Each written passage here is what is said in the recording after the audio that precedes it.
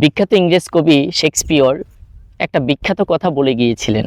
সেটা হলো, love me or hate me, both are in my favour. আমাকে ভালোবাসো অথবা ঘৃণা করো, উভয়েই আমার অনুকূলে আছো, আমার পক্ষে আছো, আমার হৃদয়ে আছো।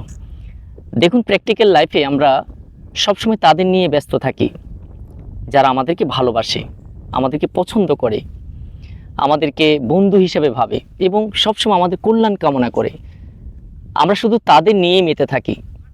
কিন্তু আপনি যদি একটা বিষয় সূক্ষ্মভাবে চিন্তা করেন, দেখুন, যারা আপনাকে দেখতে পারে না, অপছন্দ করে, আপনার কোনো অ্যাক্টিভিটি তাদের ভালো লাগে না, সবসময় আপনাকে কোনো না কোনো কারণে, অজানা কোনো কারণে ঘৃণা করছে।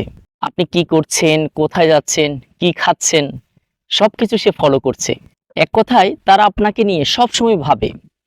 তারাও কিন্তু আপনার জীবনের অবিচ্ছেদ্য অংশ। শুধুমাত্র বন্ধুকে নিয়ে আপনি চলবেন এমনটা হতে পারে না।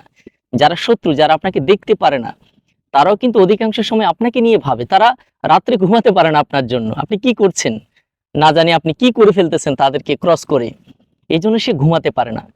কিন্তু শেক্সপিয়রের দাবি হচ্ছে যে এই ধরনের মানুষগুলো আপনাকে নিয়ে ভাবে, সো আপনি ওদের হৃদয়ে আছেন। এই কারণে কখনো শত্রুকে অবহেলা করবেন না, ঘৃণা করবেন না।